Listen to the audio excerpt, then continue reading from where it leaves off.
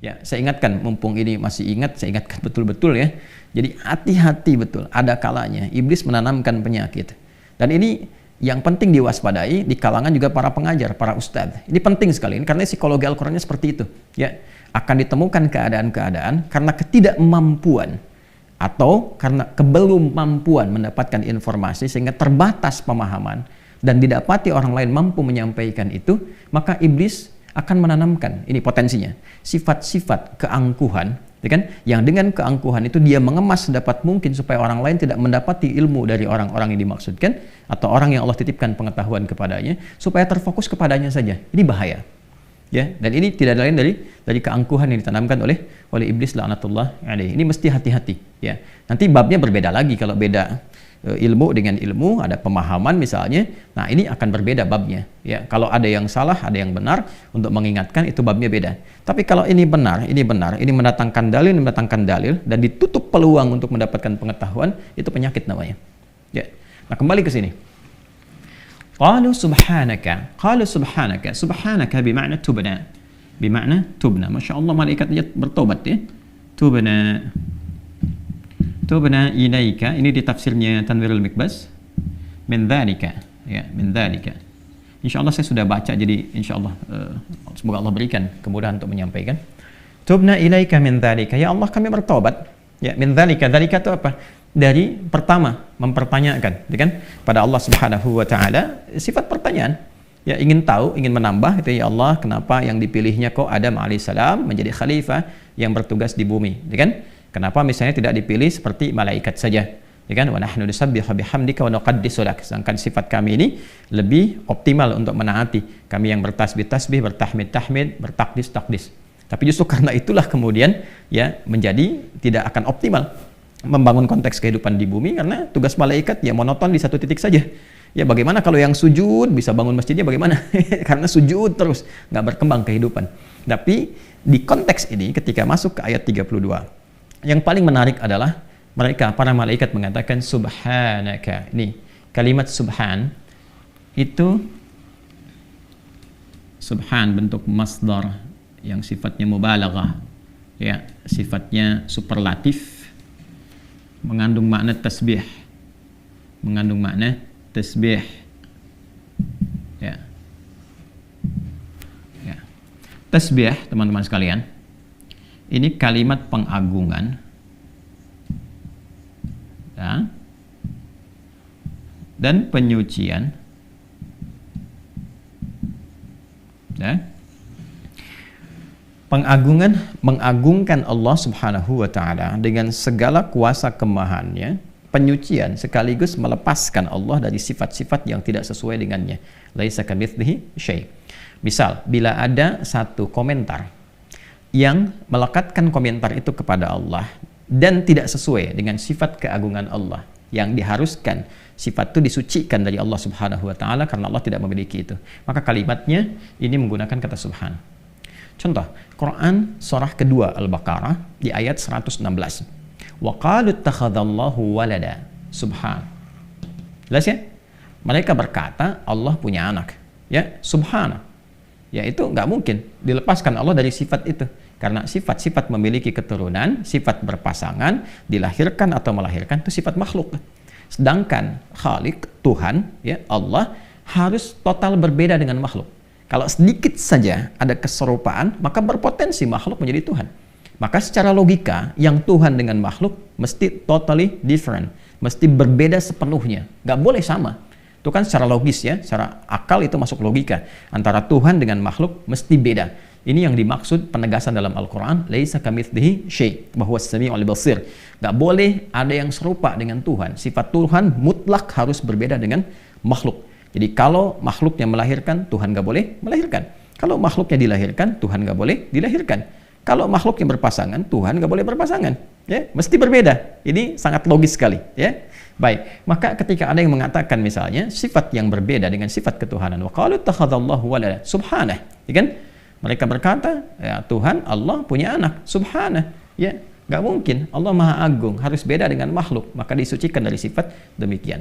Contoh lagi, orang-orang memberikan komentar saat Nabi Shallallahu Alaihi Wasallam melakukan Isra, ya, dengan izin Allah Subhanahu Wa Taala, diisrakan oleh Allah, karena itu kalimatnya menggunakan kata asra, ya kan? Diisrakan oleh Allah Subhanahu Wa Taala, menunjukkan ketidakmampuan Nabi melakukan sendirian, karena itu adalah bagian dari mu'jizat, dan mu'jizat adalah peristiwa yang menjadikan kita meyakini bahwa itu adalah kekuatan yang tersambung kepada Allah, sehingga kita meyakini sesungguhnya itu adalah seorang nabi, rasul, dan Allah yang punya kuasa, dan dengan itu muncul kepatuhan dan keimanan kepada Allah. Baik, sebagian orang berkomentar, ini nggak mungkin Muhammad SAW melakukan perjalanan dari Masjidil Haram, Makkah Al-Mukarramah ke Masjidil Aqsa, naik ke langit lagi, ya, cuma dalam waktu yang sekejap saja, sepertiga malam balik lagi, ya. Maka mereka ada yang menyimpulkan, wah ini nggak mungkin, ini dusta, Tuhannya Muhammad mengada-ngada dan sebagainya. Maka turunlah ayat untuk membantah itu dengan kalimat subhan.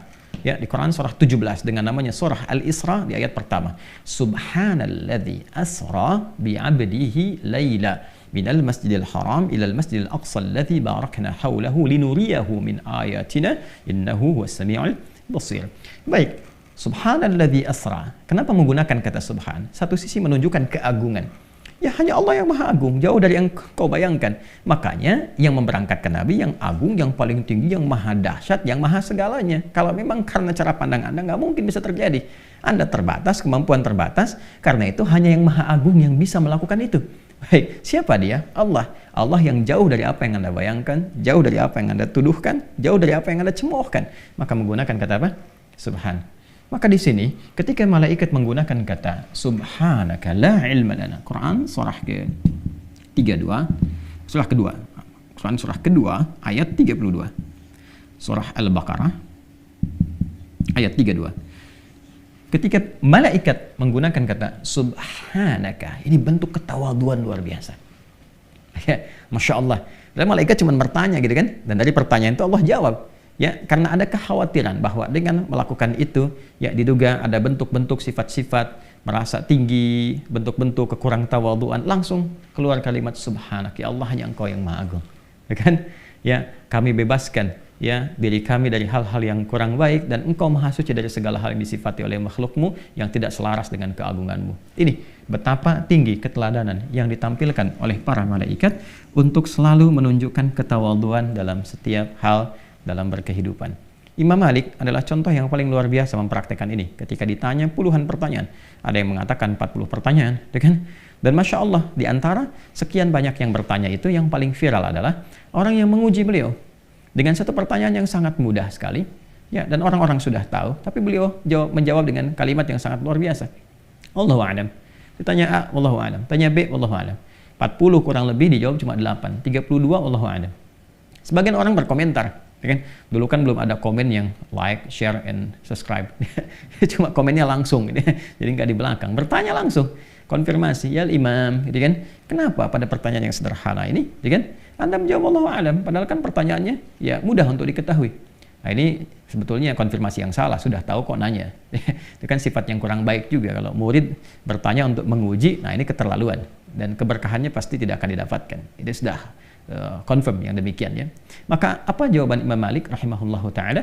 Beliau menjawab, malaikat saja, ya, makhluk yang diciptakan oleh Allah sempurna dalam ketaatannya, kebaikannya, kemuliaannya, mengatakan subhanaka la ilma lana illa ma 'allamtana innaka antal alimul hakim. Maka siapa malaikatnya? Masya Allah. Jadi Imam Malik itu dengan perkataan wallahu alam ingin mengajarkan pengetahuan, bukan ingin menyampaikan, ya, dalam konteks ini tidak tahu tentang jawaban, tapi ingin menegaskan bahwa ada kalanya kita mesti merendah. Ya kan? Dan itu bagian dari ilmu juga, untuk menunjukkan kepada orang jangan merasa menguasai setiap hal. Problemnya apa? Ketika seseorang merasa menguasai setiap hal, bisa jawab ini, jawab itu, ini, itu, nanti akan muncul penyakit yang kedua. Apa penyakit yang kedua? Setan tanamkan dalam dirinya seakan-akan semua mesti dikuasai. Akhirnya memaksakan diri untuk menjawab pada apa yang tidak dikuasainya. Dan ini bencana, musibah ini. Musibah.